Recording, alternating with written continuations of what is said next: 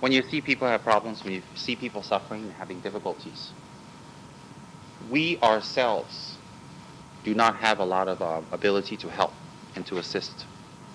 We ourselves do not have much wisdom. We don't have any power. We don't have any effect. We're not doctors.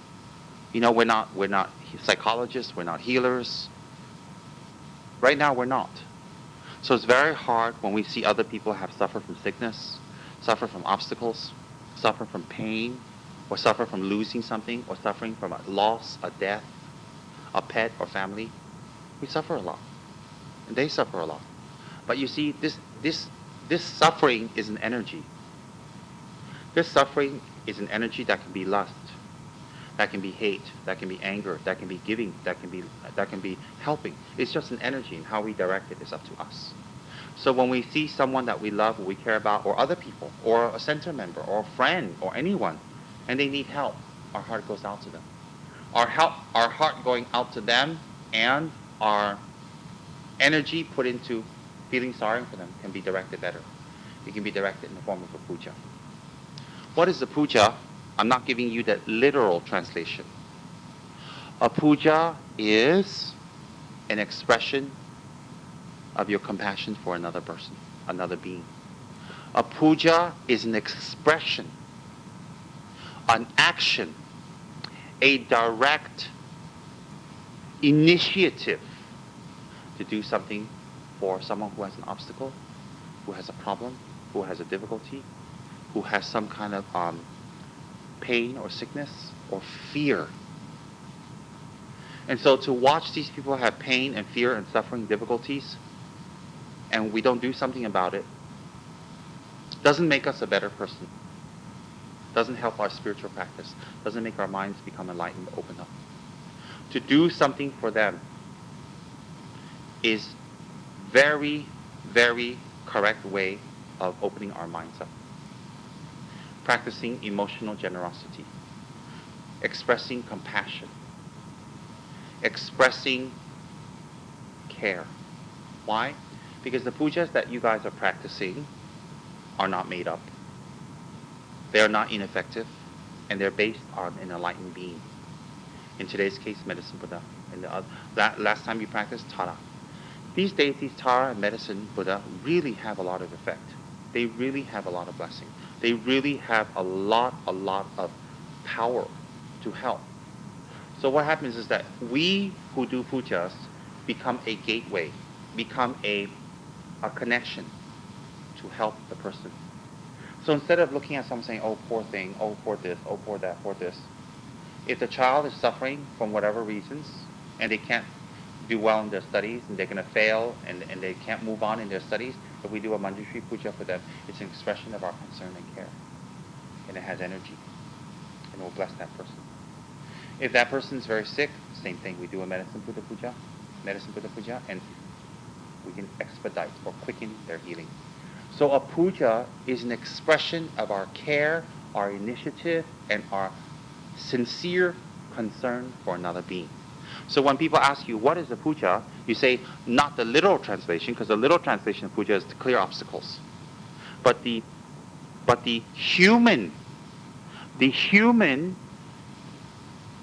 definition, the human meaning of puja, from my point of view, is an expression of your compassion, an expression of your care. All right? So when you do pujas in that way, it's very effective. Very, very effective. Why? Any action that is preceded by or motivated by compassion or bodhicitta has much more effect. Any action we do that is motivated by any form, any level, any amount of bodhicitta or compassion has more power. Why is that? Two reasons. When it's motivated by bodhicitta and compassion, you are tapping into your real mind, your Buddha nature. When you tap into your Buddha nature, you push yourself to become a Buddha. Very effective for yourself.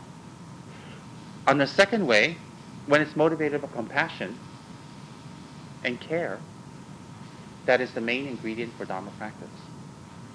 So for Dharma practice to have effect, our mind must be free of selfishness. Selfishness and Dharma doesn't match. Selfishness and protector practice doesn't match. Selfishness and medicine Buddha doesn't match. Selfishness and Manjushri doesn't match. So selfishness and Dharma practice doesn't match. Hence, if we do selfishness with Dharma practice, even after 10, 20 years, not much result. Why is not much result? Because our mind is still selfish. So selfishness here is not good or bad. It is an ingredient that must be removed from the soup so the soup tastes good. Therefore, if you do Dharma work with selfishness, it's harmful for yourself. It's not effective for others. And also, why is it harmful for yourself? Because although you're practicing something so good from great lamas, after so many years you have no results, very little result. It's harmful because you waste your time. You receive something so great, cannot. Like a hungry ghost, who you give him very good food, but their mouth is the size of a pin. They cannot fit it in. Even you give them such nice food, cannot fit. Even a little bit, they have their friend like that. A little bit. That's really a hungry ghost. And when the hungry ghost takes the food and it goes down their long, thin, gray neck, when it comes to the stomach, it burns like gastric. It burns and burns and burns. In fact, the food creates pain. Why they have the karma to experience that. So therefore, if you do Dharma work, Dharma practice, Dharma meditation, Dharma anything with selfish motivation or innate selfishness, the effect is very little. Why is it very little? Because Dharma and selfishness is the opposite. If you have oil and you put a wick on top and you want to light it, but you keep putting water, it'll burn out. Even got oil, it burn out. Even got oil in the lamp, if you keep putting water, when the water mixes with the wick, the fire has to go out. Even still got oil. So oil is like Dharma. Can light up a room. You can open up the oil, you put a wick on top floating, like in the Chinese temples, and you light it, it can light up and you can see things in a dark room. But if you keep putting water, the light goes out. Even got oil. So water is like selfish motivation. In this case, oil is like Dharma. Hence, if you have oil and you can light it and you can see, why you need to move around in the dark like this? Why you keep putting water? Similarly, if you do Dharma work and people think, how come I do my sadhana so many years, I do my mantra so many years, and I do talk, I do this, and I don't have any power, and in fact my mind becomes more lazy and more worse? Because you haven't removed the main ingredient, selfishness. Selfishness. If selfishness never gets removed, how many years do you have left to your life? How many years? Aren't you afraid of your death? Aren't you afraid to be alone and close your eyes and no one can help you? Aren't you afraid of what you're going to see after death? If you are selfish and you cover your actions, it means you're afraid people know you're selfish. But you know what? People know you're selfish is quite scary, but what's even more scary is when you die and your selfishness comes back to you. This one's very scary. So hence, if you're selfish, your Dharma work cannot get result. So two options. One is get rid of Dharma work, be selfish, or get rid of selfish and do Dharma work. Of course, it has to be number two. Very simple. The more selfish we are, the more ineffective our practice is. The more water we put into the oil, the less we can light.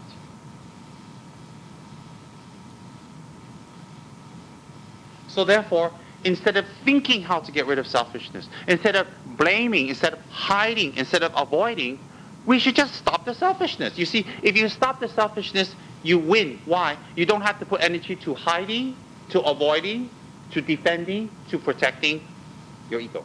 You don't have to. Why? Put the energy toward cut your selfish out.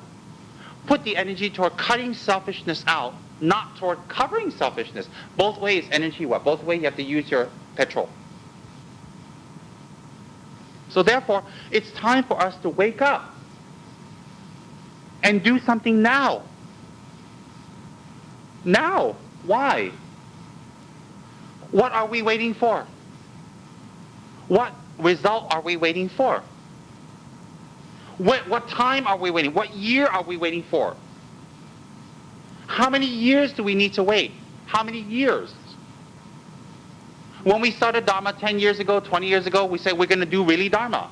And then we start, oh, it's difficult. Okay, I do next year. Oh, now I have work. I do 2 years from now. Oh, when I'm 30 or 40, I do it. And then we keep making time to delay the real actual Dharma practice.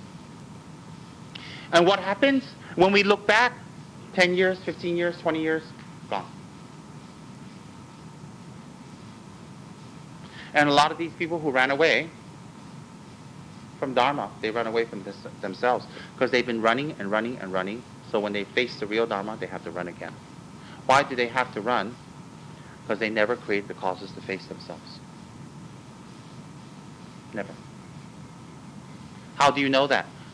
Where there's smoke, there's fire. So you use example like this because they're not successful in any part of their life. Because they're not successful in any part of their life, when they run away from Dharma, you know they're running away from themselves. If they're very successful in other parts of their life and they run away, okay, maybe have something else involved. You guys understand? So let's say that Ben Kui just works in a normal job. She cannot get married. She don't have many friends. People don't like her. And then she joins Dharma. After 5-6 years, she's run away. Oh, Rinpoche's bad. The Dharma student's bad. The Lajong's bad. The KH is bad. Oh, Yokui's bad. This is bad. That's bad. They run and they tell other people they're bad. Fine. Stupid people listen and say, oh, maybe it's true. Huh? Smart people say, wait a minute. But you didn't do much with your life. You don't have many things in your life. So if you keep saying it's bad, maybe the problem is not Dharma. Maybe the problem is you. Why is it you? Because why you fail at everything? Can think that way. My point, this is not criticism for people who left. This is for us to examine by logic about ourselves. How we run away. Pujas is a beautiful expression of compassion, which is the key to open the Buddha's heart, to bring blessings on the person we're praying for. So why do we do pujas? In order to show our concern, love, and care for someone else. That's why we do pujas. And pujas are effective because they're based on an enlightened being, rituals that collect merit and purify negative karma, and aspirational prayers that is dedicated towards that person for their future. And on top of that, if that person sponsors, maybe they cannot do the puja, maybe they don't know how, or maybe they're far away, or maybe they're too sick, or maybe they have too many obstacles, they cannot do the puja. So when they give you the money to buy the items you offer to the Buddha, you make a connection for them. You represent them to the Buddha. You guys understand? You represent them. So therefore, the reason for sponsoring puja or sponsoring sangha to do puja, sponsoring food, is that you cannot do it or you cannot be there. So in spirit, you're there by making offering. So the monks represent you, or you, the Dharma Sangha, represent them towards the Buddha. And therefore the pujas have that kind of effect. So even people cooking in the kitchen, that's why in the monastery there are monks who don't do pujas, they cook, they supply for the monks. They collect merit also. And it's an expression of their compassion to help the person who the puja is for. So therefore all work in the kitchen, serving, puja, whatever, is all Dharma work. Is an expression of compassion. And also, when we do the pujas, we alone don't have power. We alone don't have attainments. We alone didn't do our Dharma practice, so we have power. So we need to invoke the Buddhas. So to say, oh, I don't have power, I cannot do anything, I'm normal and I don't do anything, it's just another expression of laziness, selfishness. Laziness is from selfishness. The mother to the selfishness is laziness. Laziness is the son of the mother, son. The mother is selfishness, the son is laziness. So therefore, to sit around and say, I cannot, is pure 100% laziness. And to accept laziness and accept selfishness and say that's how I am, and to accept to do that is a very bad sign. Why is that a bad sign? Expect more problems, expect more obstacles, expect more suffering, expect more trap, expect more. Why? Why? Buddha punish you? No. Your selfishness punish you. Your own selfishness punish you. Okay?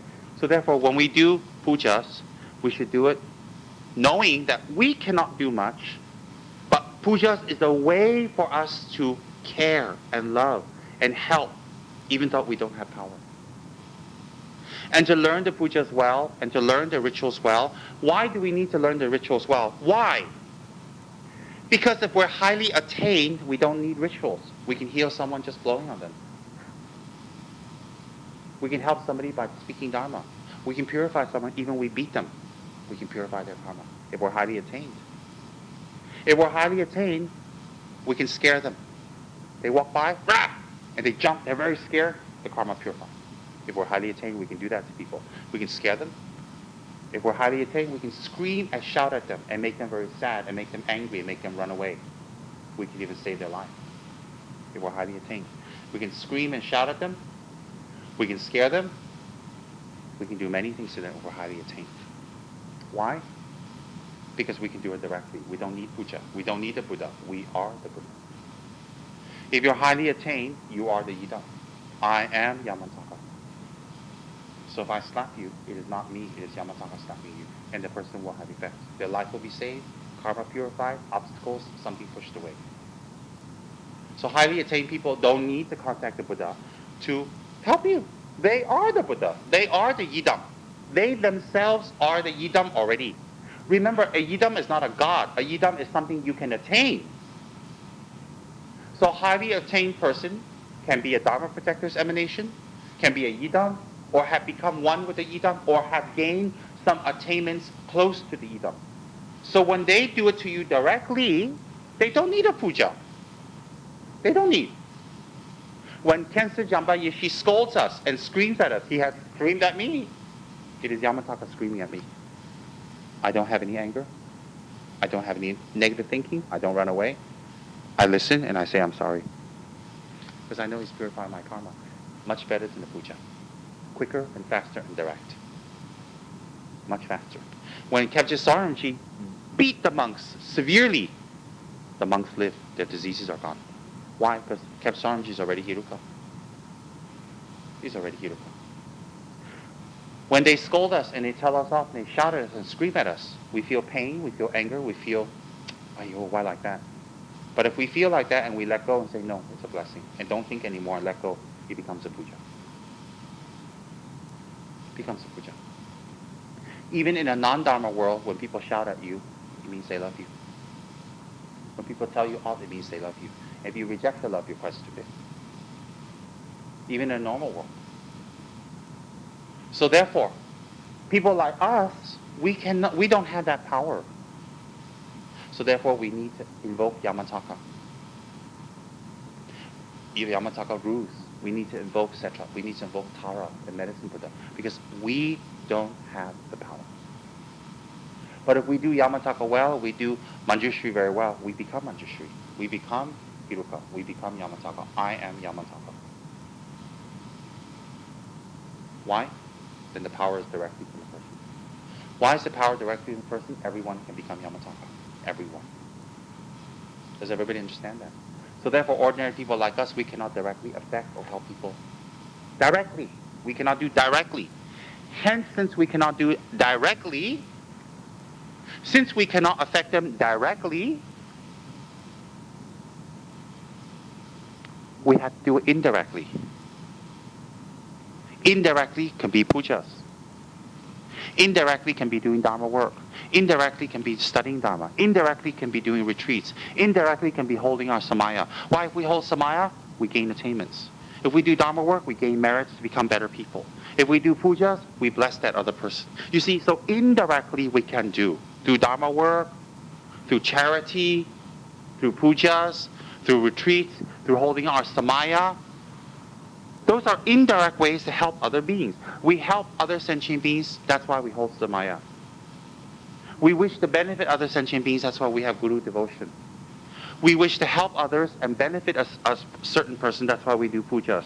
We wish to be a tremendous benefit to others, therefore I become a monk and I hold my vows well so that I can study Dharma, no distractions. That's why we do Dharma action. Every Dharma action should be motivated by bodhicitta or a false bodhicitta, meaning artificial, not false, artificial bodhicitta. Then it becomes real. So therefore, if you have the power, you do it directly. If you don't, I don't, you don't, we don't have, we do it indirectly. Does everybody understand that? That's the purpose of pujas.